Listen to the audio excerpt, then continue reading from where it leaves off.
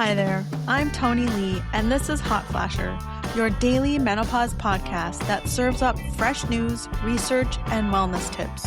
I've built a daily news pipeline to find the latest on women's health and menopause research. Allow me to introduce my co-host, Nikki, who handles the headlines. Take it away, Nikki. Thanks, Tony. We've got a good one today. 3 stories, brain health, bone density, and a data privacy situation that's genuinely worth knowing about if you use any kind of menopause or period tracking app. Let's start with the Alzheimer story, because the headline is the kind that gets passed around quickly, and I want to give it a proper look. The coverage, Fox News picked it up, and several other outlets followed, is reporting that hormone therapy may be linked to a 35% lower risk of Alzheimer's disease. And that number is real. It comes from a study that looked at women who used hormone therapy and compared their Alzheimer's rates to women who didn't. The women who used HRT had meaningfully lower rates. So far, so interesting. But here's where I want to slow down for a second. This is an observational study. That means researchers looked back at what women did and what happened to them. They didn't randomly assign women to HRT or not, and then follow them forward. That distinction matters a lot because women who use HRT tend to differ from women who don't in ways that also affect Alzheimer's risk. They often have higher incomes, better access to healthcare, healthier baseline habits. Researchers try to control for those things, but you can't fully account for all of it. The effect could be partly real and partly a reflection of who was using HRT in the first place. That's not me dismissing the finding. A 35% difference is large enough that it's hard to explain away entirely. And there are plausible biological reasons estrogen might protect the brain. Estrogen receptors exist in the brain. And there's been a line of research for years suggesting estrogen affects how certain proteins accumulate in Alzheimer's pathology. This is not coming out of nowhere. My read is, this is a signal worth taking seriously, not a result worth announcing as settled.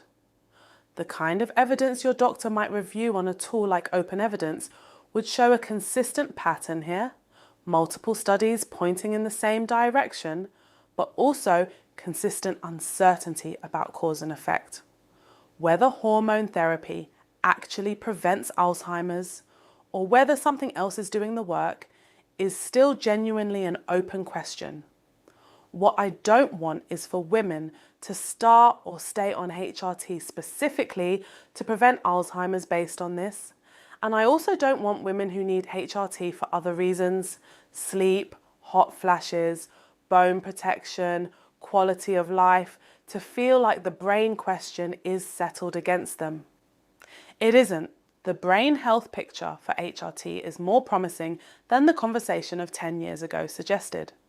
This study adds to that. If you're currently figuring out whether HRT is right for you, this is worth bringing up with whoever is managing that conversation. Not as a done deal, as a relevant data point. Bone density. This one is very directly actionable, and I think the findings deserve more attention than they usually get.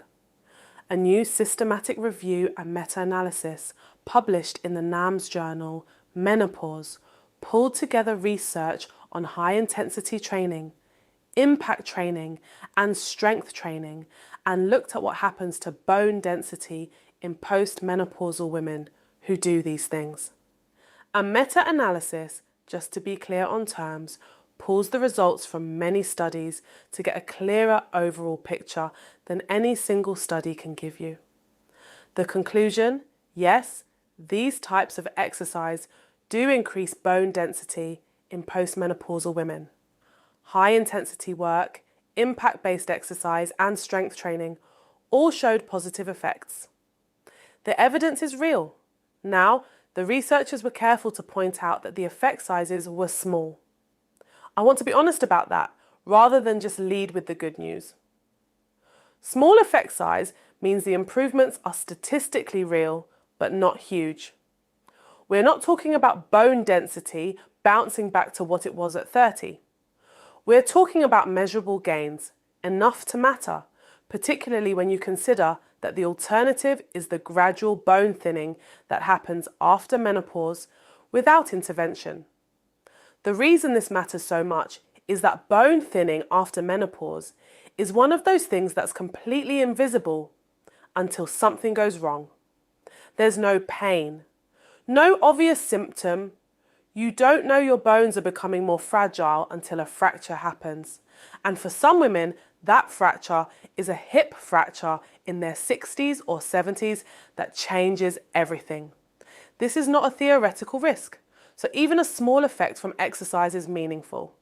It's dose dependent, it compounds over time, and unlike a lot of menopause interventions, there is essentially no downside to being stronger and doing more impact and resistance work. The risks are all on the not doing it side. One thing the review flagged that I think is genuinely useful: the evidence was clearer for postmenopausal women than for premenopausal women. The researchers think there may be different biological responses to exercise at different hormonal stages, and they're calling for more research on the premenopausal side.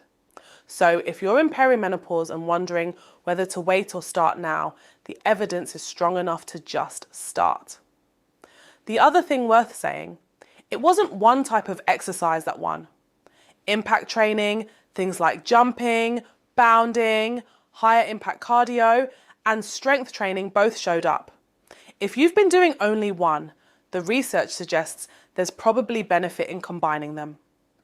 I've been pretty direct about the evidence on strength training for a long time on this show, and this meta-analysis makes me feel more confident in that position, not less. The effect is real.